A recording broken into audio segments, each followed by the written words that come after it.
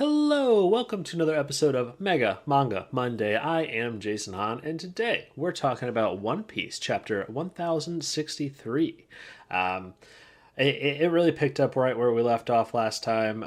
We're still on Egghead Island. The cover story was great, and a shocking twist halfway through the chapter. Very excited to talk about it. But I, Jason Hahn, I'm a writer for ScreenRant.com. I happen to write a lot of video game related stuff, but I'm a huge manga fan, so I decided to start Mega Manga Monday to talk about new chapters of the series I love. And I've got my buddy Ben with me today to talk some One Piece. How you doing, man? Doing pretty good. I'm Ben. I'm a fellow writer at Screen Rant for the comics and anime sections, and One Piece is my favorite manga of all time. So I'm very excited to discuss the latest chapter because this past arc has been really delivering on a lot of things that fans have been wanting for a long time. Absolutely. And we've been talking One Piece for quite a while. When we started the podcast, we were a good way into the raid, and we had a lot of fun talking about each new chapter, all the way up into this next one. So if you haven't heard our previous discussions, feel free to go back and listen to those whenever you'd like. But yeah, this chapter, we could probably go ahead and start with the cover page. Because we're still getting more glimpses into Germa 66's emotionless excursion. Last time, well, actually, it's been a couple chapters since we saw Sanji's siblings escaping Whole Cake Island with the gangster Gastino. And last cover page, we saw a huge part of Whole Cake Island, I think Chocolate Island or Chocolate Town, whichever you want to call it, was covered in ice. And in this one, it was solidified for us that Pudding has been kidnapped. Pudding is one of the only few people in the whole world that could potentially read the red poneglyphs, which will lead to the One Piece. So we knew that somebody was going to be needing her eventually, and I think that's what Big Mom's whole plan was for her anyway. But this cover page, we got to see Cracker defeated again, and completely frozen, and Brule crying because of her sister being kidnapped. It's Cracker might be up there with the win-loss ratios with Smoker. As soon as he was introduced, he was a very intimidating guy, and he was referred to as one of the top three strongest dudes in the Big Mom camp, I guess. But then Luffy defeated him by overeating, and now he has been completely cold. He's a cold biscuit. Yeah. But I think this has some major implications beyond this arc. Because as you said, Pudding can read the road poneglyphs, and so the person who kidnapped her is probably affiliated with one of the Yonko, right? And it seems like Aokiji is the one who kidnapped her. Does this mean that Aokiji is now affiliated with Blackbeard, as a lot of fans have speculated for quite a while? Who knows? Maybe Aokiji could also be still working with the government, although secretly, sort of with Sword or something. Yeah. Just trying to eliminate people who can learn more about the Void Century. But it's interesting to think about, and I'm sure we'll get an answer eventually. Yeah, because a lot of people suspect that he might be on Blackbeard's side, which I honestly don't see that. Because anytime that they ran into Aokiji, he's always been the guy that's strategically helped out the Straw Hats and stuff like that, in more ways than one.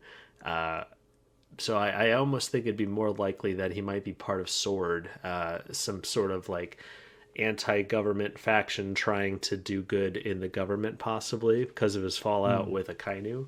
But there's also the possibility that Blackbeard and company may have already captured Akiji, and maybe they took his power and gave it to somebody else. So it might be a big red herring. Who knows? Yeah, and we'll definitely find out more about all this, given the bigger focus on Blackbeard that we've seen recently. But I'm personally hoping that he's with Sword or some secret sort of Navy organization. But I think that would fit his character a bit more and feel a bit less out of left field, I think. Yeah, so I hope he's with Sword.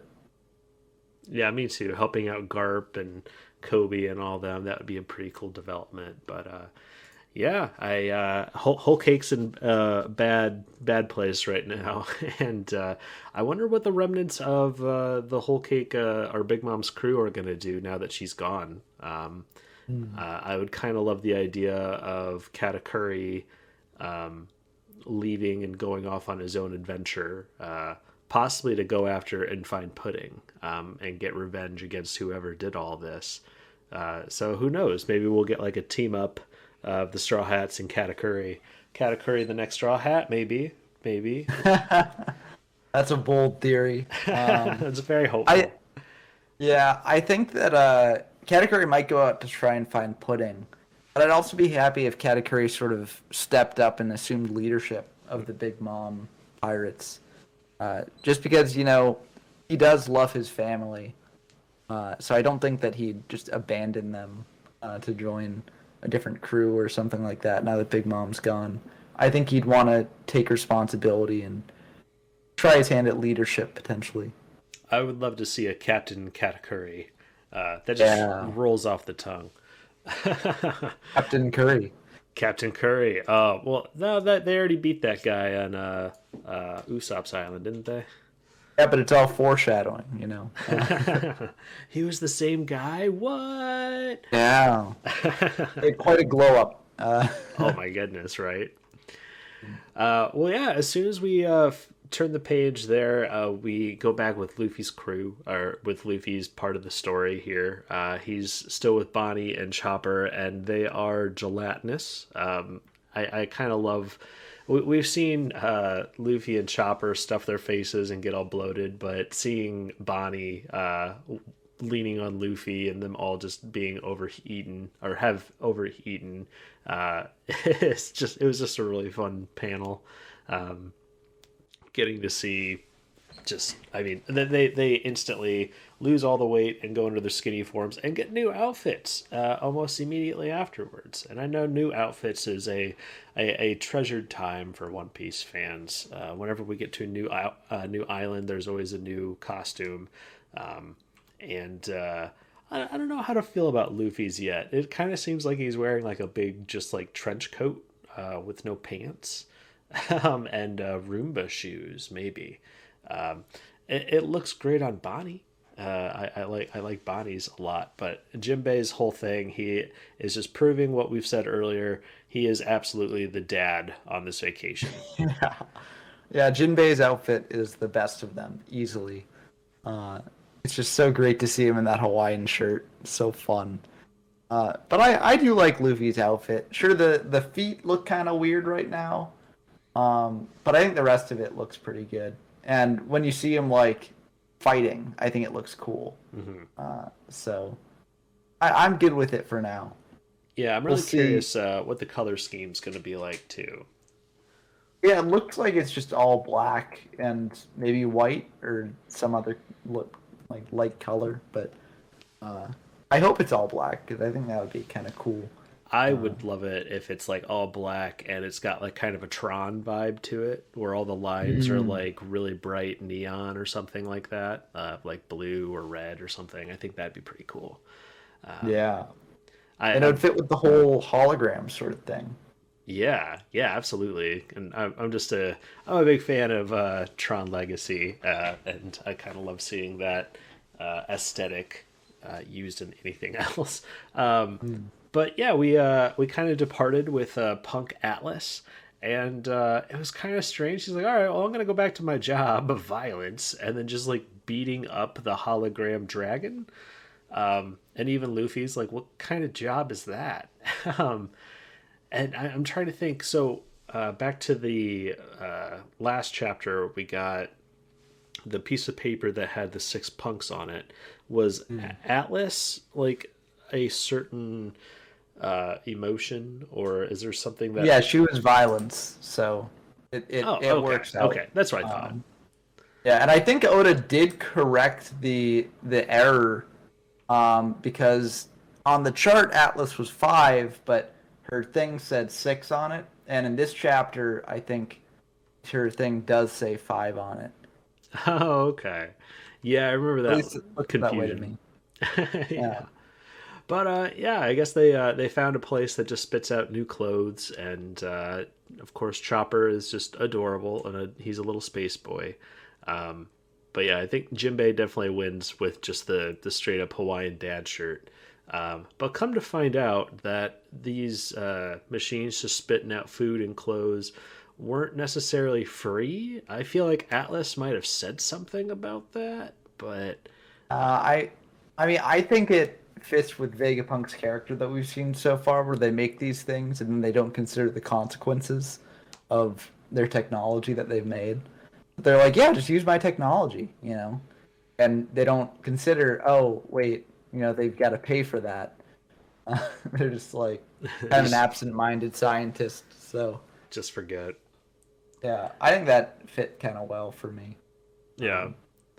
Well, one big issue I have, and this might be jumping ahead just a little bit, but I'm going through the panels and just inconsistencies on the drawing. Man, I'm frustrated.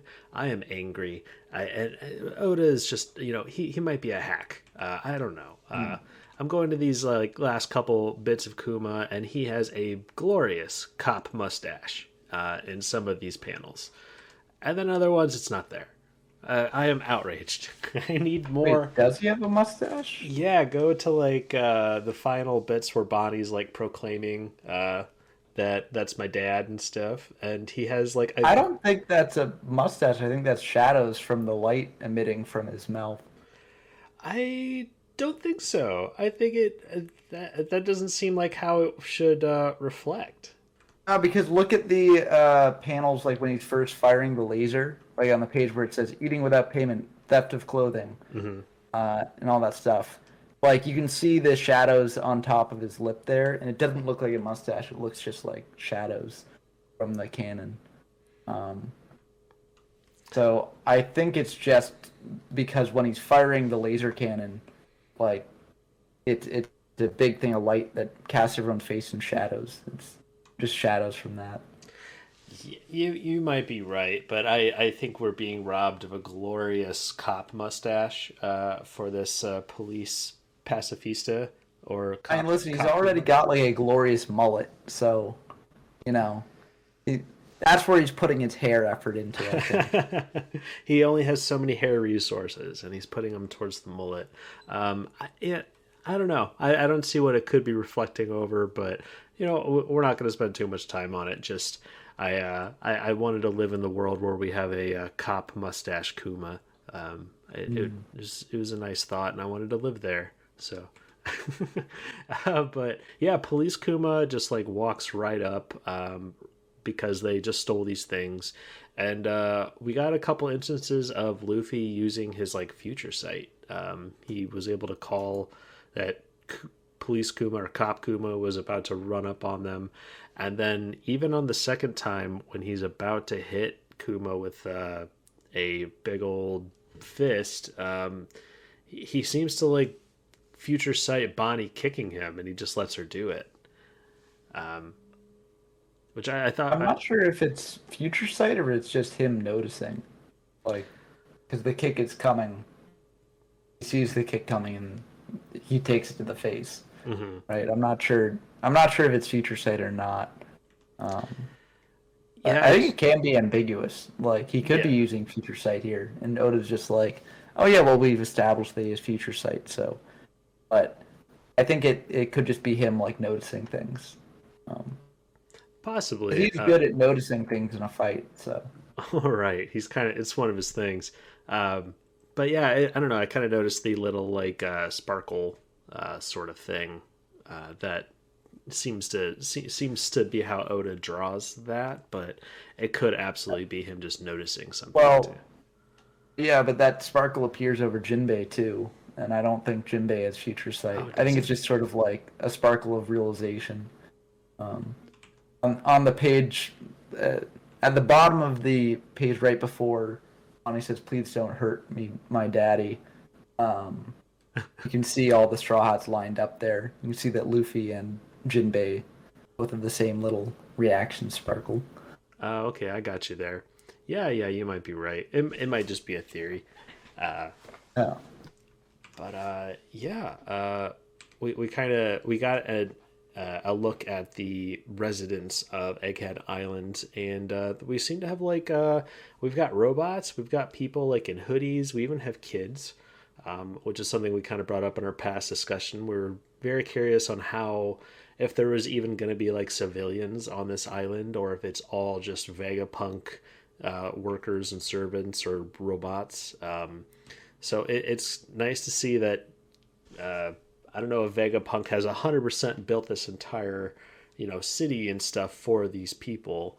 But we got just a little bit more insight into, like we have pretty much a working town with shops and fashion and stuff like that, and police just instantly wanting to murder you if you stole some food. So it's just absolute justice, it seems.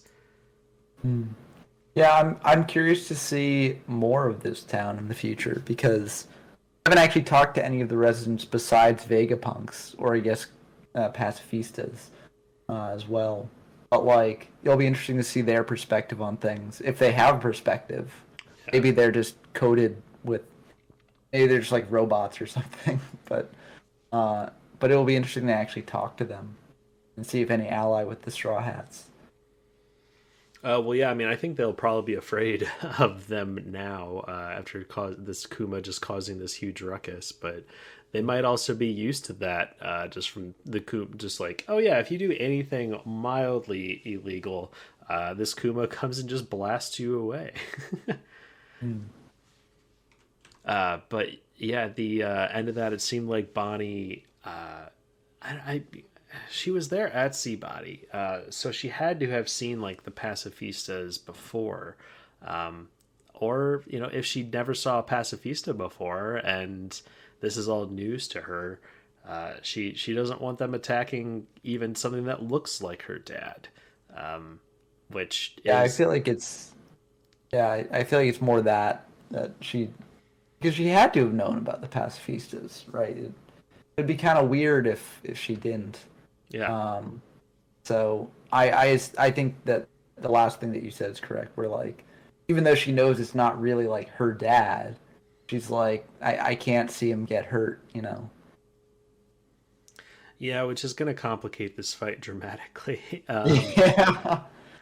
Well, if the fight's still going on, because Yeah. that last panel of it seemed pretty final, so maybe the Strides will just slink away from the rubble, or they'll be knocked out and taken into custody or something. But Yeah, because I mean, it's a huge explosion. It's actually so big, I'd be really surprised if the other Straw Hats didn't notice it, unless they are already being taken to some other part of the island. We didn't really get an update on that part of the crew in this chapter, and last we left them, they were completely surrounded by Lilith Punk and the number one punk. Oh man, I'm trying to think. Sharma. Taka, Yeah, Chaka Taka. was pretty much instructing evil Lilith to bring them to him. So hopefully we get a glimpse of that in the next chapter, because I feel like this is a pretty good little cliffhanger to like jump over to what the other part of the crew's doing. But I'm just incredibly excited to see more of Chaka and kind of what evolves there. But as soon as that explosion happened and you turn the page, we get complete shift. It's almost like an entire other chapter of One Piece starts. Law and his crew versus Blackbeard and his crew. I really didn't see this coming. I don't think anybody saw it coming, especially because we just had Blackbeard fighting Hancock a couple chapters ago, and Blackbeard's a character that we've just has been in the background for so long that it just feels really shocking to still see him on newer chapters at all, let alone a couple times in the last few chapters. It really feels like well, especially this chapter just delivered like how terrifying his crew is now. Because I mean, previously we saw Jesus in Dressrosa, and at first he seemed kind of tough, and then he just got beaten up every which way he went. And getting to see that they've been going around taking some of the most ridiculous devil fruits imaginable and reassigning them to the Blackbeard crew. Uh, it's scary. This crew is scary, man. Yeah. And this crew has been one I've been wanting to see in action for so long, ever since Jaya, right? When they were first all introduced, and Blackbeard sort of had the squad moment where he's like, "Okay, guys, let's roll out." But I've been waiting to see them in action to learn what their devil fruits are, what their personalities are a bit more, and this chapter just delivered all of that. So I was very, very happy with it. Yeah, we instantly jump into one of the. I've got his name here. Doc Q has the sick fruit, which we're not 100% sure, but it potentially can give just spread out diseases. But he was somehow able to infect people on a submarine underwater. It's we have to kind of assume here that possibly he had infected somebody that was before they got in there, but I don't know. It's strange to imagine how his power like got through all the seawater, because seawater is kind of the devil fruit's like main enemy there. But other guys got teleport powers, so he could have possibly just teleported the disease. I'm probably overthinking it, but it turns everybody who gets infected into it. It gender swaps them, so we got a glorious look at what Law would look like as a lady Law, and even his crew is infatuated with it.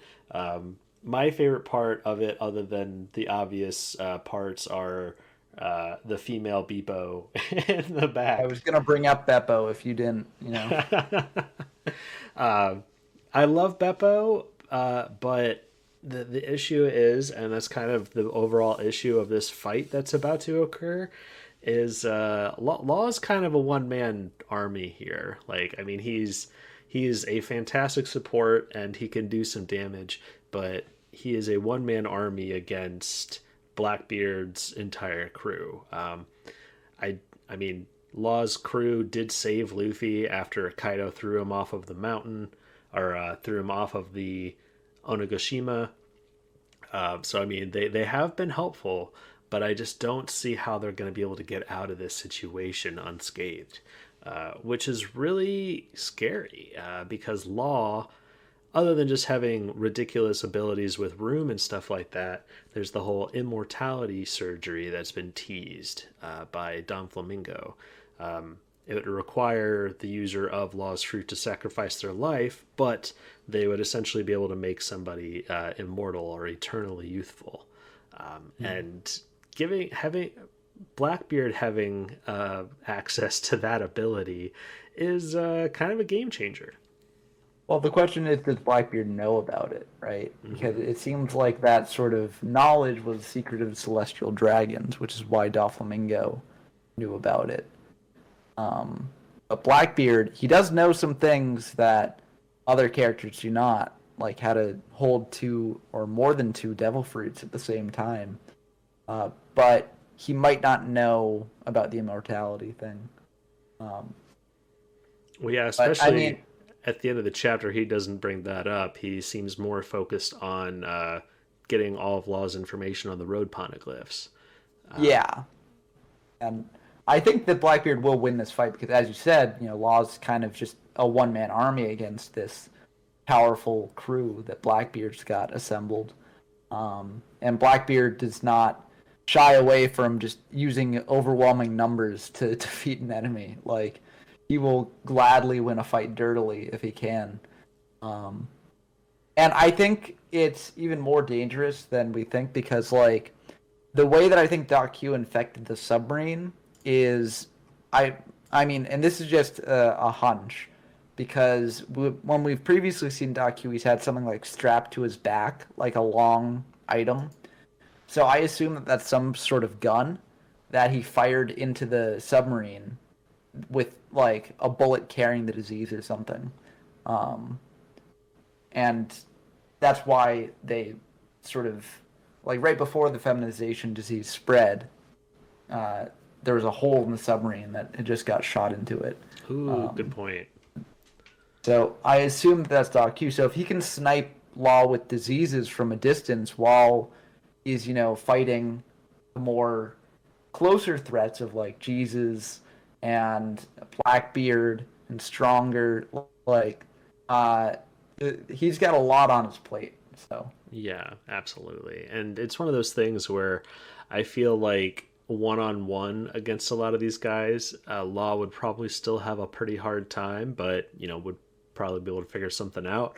But with all of these guys going against him, I don't see this going well for him.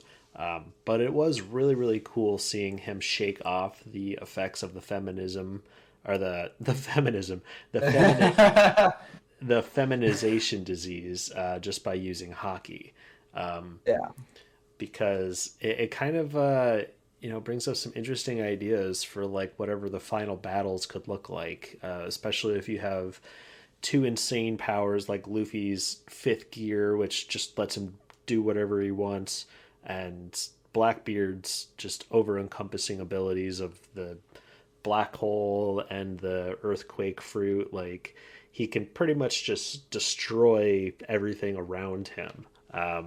And watching those two like nullify each other with extreme hockey just really brings up the idea of like what would happen. Because if hockey is supposed to be like a thing on willpower, I putting Luffy's willpower against Blackbeard's, everything we know about Blackbeard at this point, Blackbeard would not win that fight because he doesn't necessarily have like the willpower. It's more of just like a conniving, um, plotting. I don't know. He doesn't quite seem to have like his whole speech when Luffy and him met was just him being very like against dreams and stuff like that. no, he was for dreams. He was like, you gotta follow your dreams. Him and Luffy agreed on that to an extent, but then they disagreed. They argued about everything else, but they agreed about the dreams sort of thing. He's trying to follow his own dreams through any means possible. And I think that's part of what makes Blackbeard so compelling is that he's not like a Kaido, where he's not super super strong, doesn't have the biggest amount of willpower, like, but he's so conniving and he's got such a large force around him of just like despicable characters willing to do whatever they need to, that he's a very threatening figure. And it's such an interesting way to craft a villain in a completely different way to someone like Kaido. Um, he's much more like Doflamingo in my mind in a way, in that they both had hidden knowledge that was not known to the world at large. They both had threatening crews around them. They're both willing to manipulate and connive and all that stuff. But where they differ is in that Blackbeard shares Luffy's dream, where Doflamingo is more going along with the status quo because it benefits himself. Mm-hmm. Yeah, I like that idea because I mean, now that we got through Doflamingo, who at that point was almost the guy for sorry for the pun, but pulling the strings almost throughout the entire series. Like that's kind of well, not to the level of Eam and the world government, of course, but since the beginning of Jaya, they kind of introduced Dom Flamingo and all the things that he had been plotting, Punk Hazard and all that stuff for Kaido, essentially. And now that all that's gone, like the plan, Dom Flamingo's planning is gone. Kaido is no longer making smile fruits and stuff like that. We need that new character to be conniving and putting things together. Because I personally would love it if we started getting more information on Eam, of course, or Emu, however you want to say its name. But that's almost a mystery that I think Oda's saving for a little bit later in. But I can't believe we're actually getting like more details on Blackbeard's crew because it's just Oh been yeah. so long. I mean, this is how it was back in Dressrosa too, where getting to see more and more of Doflamingo and his crew going on after years and years of buildup of that villain. It's the same thing on a bigger scale with Mhm. Blackbeard, I think, because I think Blackbeard is more compelling due to his ties to Luffy. Uh, and I just love Blackbeard. I'm very excited for getting to see more of him. And I think this does confirm that he's probably not the final villain of the series because we're probably going to be forced into a confrontation with him sooner rather than later. Uh, but, I'm just so excited to actually get into that direct confrontation. You know what? I still think that he could be the final because if he gets what he wants out of this and gets the road poneglyphs, this could be the final ones he needs. Because Well, so the thing is, do you think that the series is going to end at Laugh Tale, or do you think that it's going to end at Mary Joie, right? Because I personally think what's going to happen is after they find the One Piece on Laugh Tale, then there's going to be a big battle against Im and the world government at Mary Joie, um, which is a theory that's been bandied about by a lot of different people. Mhm. Um, and I subscribe to it because I think that it makes just a lot of sense. Because the One Piece is probably something related to a secret that the world government's hiding about the Void Century, right? So, after discovering that, it makes sense that they would then confront the world government itself. But there's a bit of speculation. Who knows what Oda's going to do? Mhm. Uh, because Oda has been known to zig when we expect him to zag, and it's never bad, or it's not never bad, but it's usually great in ways that we never expected. So I'm sure Oda will do a great job with this too. Yeah, I personally think that it will end on Laugh Tale. I don't think the series will end immediately when they get on Laugh Tale, but I would be. I'm almost expecting a few people to show up at Laugh Tale around the same time, and then that might be the location of the final battle. Um, but that would make sense too. I do see a scenario where that works out too, where they end up needing to go to Marriage Law. Um, but I almost see it as if uh, if Eam and the world government wants something dealt with strongly enough, they might even leave Mary Joie to go confront said thing. I'm not suggesting like the world stars are secretly more powerful than the admirals and all that stuff, but who knows? Maybe the world government is the one also like getting the information on the poneglyphs too. Maybe they're trying to get to Laugh Tale as well. Um, I almost think that the final battle would be excellent if all of these converging pieces, Blackbeard, World Government, Straw Hat Fleet, all converge on Laugh Tale and battle it out for who gets it.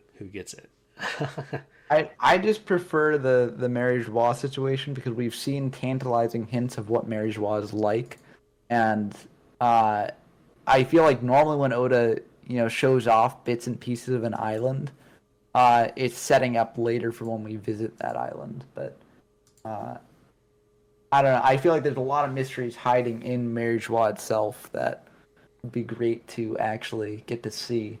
And if we do visit Mary Joie before Laugh Tale, I guess it could be sort of like an Impel Down sort of thing where Mm-hmm. we visit and like infiltrate and then get out, which could be a way to do it. But I think we're definitely going to visit Mary Joie before the end of the series. So I think that could be a great place to end the series. But no matter what happens, it's going to be great. And all these theories are valid. It's just so far out in the future that there's no real way to say at this point. Um, but we can speculate, and it's very fun to do so. Yeah, actually, now that I think back, the anime version of the Reverie arc, it has Garp escorting Princess Sarahoshi and King Neptune up to where they are having all the world leaders meet and stuff like that. And yeah, they're providing all this like really interesting context on the island of Mariwa, and the process of even getting up there was gratuitous. And Yeah, Sabo that was, happened in the manga too. yeah, yeah. Yeah. So yeah, that's a great theory. I definitely think that we're going to spend more time there eventually. I just don't know if it'll be the final location, but that's a pretty cool idea. Speaking of cool ideas, it's something I didn't notice until I read the cleaned up version. But yeah, Jesus has like a half robot face. I think from Sabo like breaking his skull with the tiger fist or something like that. Um, and Oh yeah, it's like Spandam. yeah, yeah, just way more likable. But yeah, apparently Jesus has the strong, strong fruit now, and he just seamlessly lifts up a mountain, which I think is pretty cool. I mean, I think that Zoro would still be able to beat him. Yeah. Because I mean, we've seen what Pika could do, and Pika was pretty much throwing the same equivalent of land masses around like it was something to do. And Zoro's even become stronger than that now. But I like the idea of this. It's not properly explained yet, but I like the idea that the strong, strong fruit just lets you like lift anything that you can touch. So I almost wonder what happens if he like touches the ground. Does he move the whole island? We might see that at some point. Yeah, honestly, it's just like what's cooler and bigger than this? Okay, the whole island. So I mean, we gotta do that eventually. But I think probably the power I'm most impressed with and really excited to see how Oda manages to maximize the utility of it is the warp fruit. The supposed sniper of this group just being able to teleport anybody within a certain range. We're not really sure on the limitations of it yet, but for years, a lot of people speculated that this is going to be the guy that's got to fight Usopp at the end because they're both snipers or something like that. But just the idea that he could teleport, say, an invisible man anywhere. In a fight, like it's just the perfect counter to like Law's room ability too. It's just especially if he keeps his distance and stuff like that, a sniper with that sort of ability is just insane to think about. The more brain power or time I think about it, like if he shoots a sniper bullet and misses, he could absolutely just teleport it again to have it shoot in a different direction. Like it's terrifying. It depends on if he needs to actually touch the thing he's teleporting, or not. But yeah, it's going to be very exciting, and I think that these matchups are shaping up really well for the different crew members. Like Doc Q against Chopper, it seems pretty clear right now because Doc Q spreads disease, and Chopper, of course, as shown in the raid. Chopper is good at coming up with cures for diseases on the fly. So, and as you said, I think Jesus would want to fight Zoro, and Zoro could take him down. So I think there are a lot of interesting sort of pairings being set up here. It'll be interesting to see the rest of Blackbeard's crew and see who they might pair up with. Well, yeah, I mean they just have like all the scariest abilities imaginable. Like, excuse me, having a like one of the world's deadliest swordsmen who can be invisible is also like that's kind of how I'm expecting. Like if Law is able to like stand his ground for at least a little bit, he doesn't know that is his name Shizuru or I don't remember his name, but the guy that they rescued from Impel Down who I forget his name as well.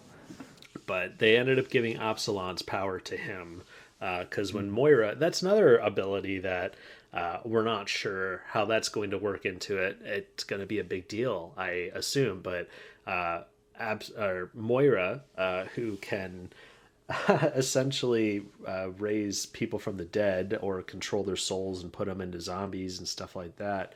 Um, it's he went to Blackbeard's island to get Absalom. They said, "Oh yeah, he's dead. We took his power.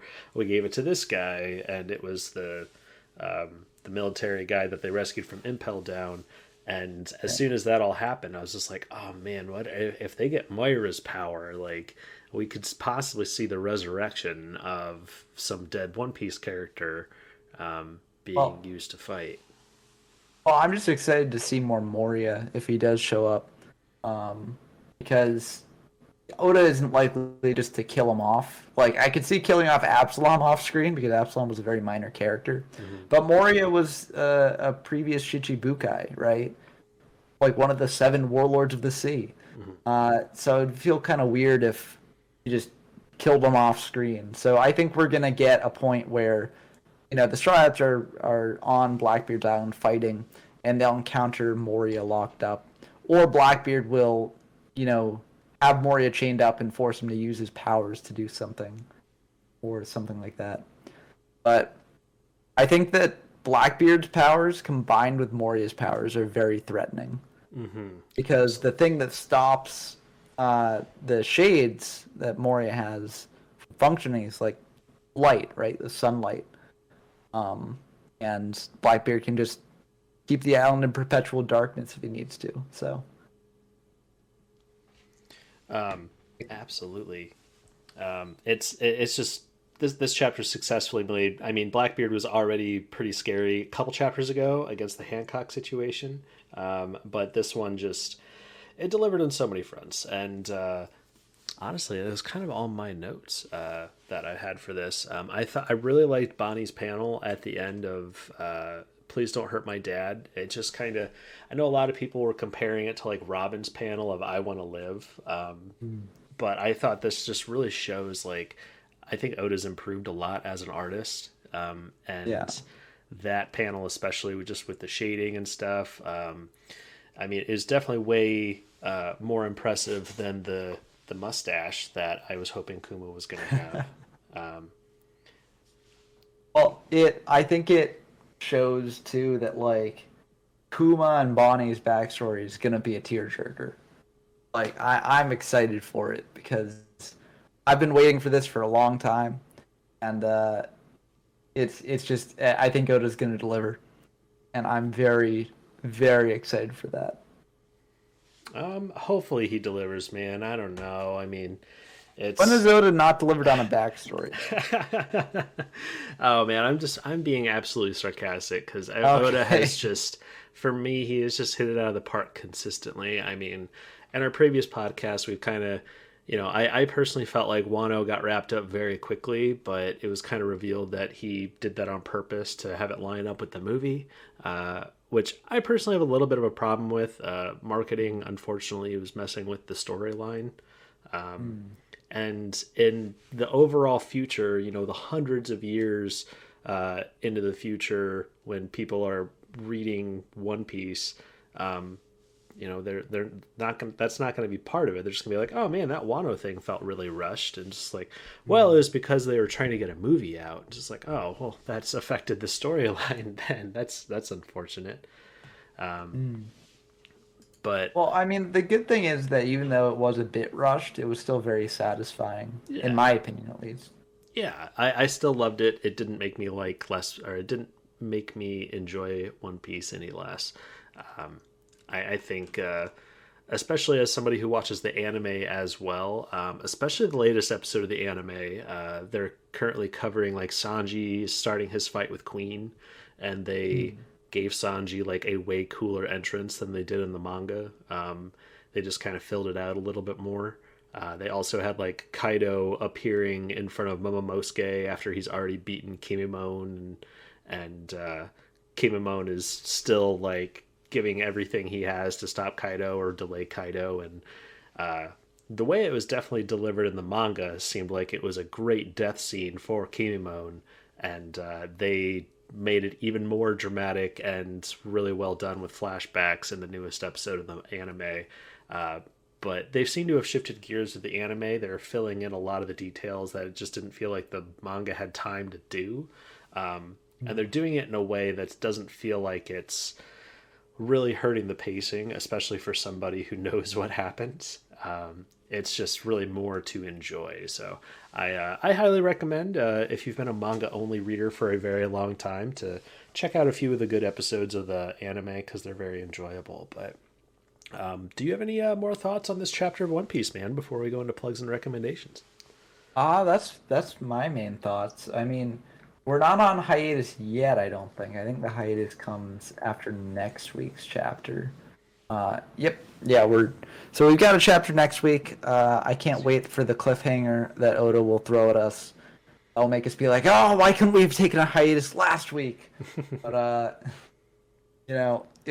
I'm very excited for this arc. It seems like it's going to be a lot of lore dumping, and I am here for it. Absolutely. Well, especially if he keeps on doing this thing where it feels like we're getting 2 chapters with every chapter. He's effectively able to tell a lot of story progress within a few pages and then jump over to something else, and it still feels satisfying. Yeah, and this was a shorter chapter than normal, too. Like, this was only like 15 pages or so. Yeah, you're right.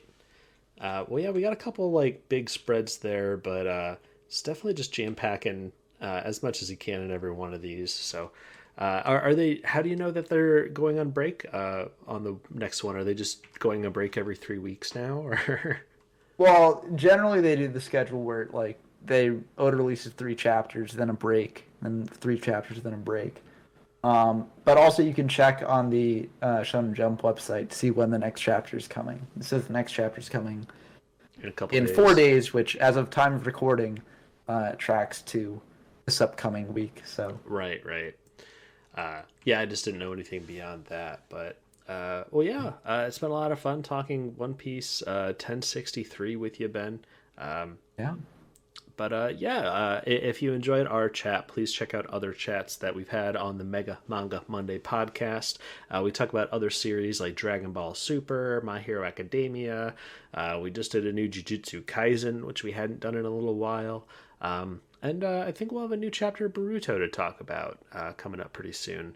It's going to be about that time of the month. So, yeah, you can check us out on Twitter at Manga Mondays, and you can listen to the podcast pretty much wherever you listen to podcasts, Apple, Spotify, we're even on YouTube.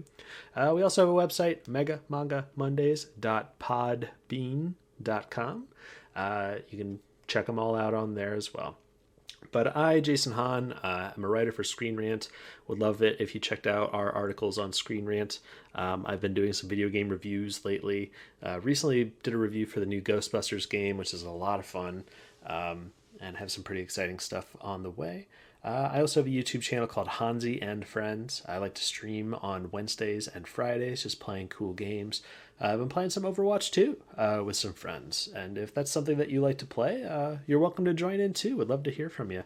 But also let us know in the comments or on Twitter what your thoughts on the chapter was, and if there's any bits that we forgot to talk about, or if any things you want to hear us talk about, just feel free to reach out. And how about you, Ben? Yeah, in terms of recommendations, I've been watching a lot of anime this season, and one that might have gone under the radar is called Eminence in Shadow, which is kind of trash. It's kind of trashy. Like, it's an isekai, and the main character's overpowered and all that stuff. But it's fun trash, so I've been enjoying it. So that's, if you want something to shut off your mind to and watch, that's definitely something you can check out. In terms of plugs, I have a YouTube channel of my own called YuGiOh from Zero, where I discuss historical formats of the Yu-Gi-Oh trading card game. So if that's something that might interest you, be sure to check that out.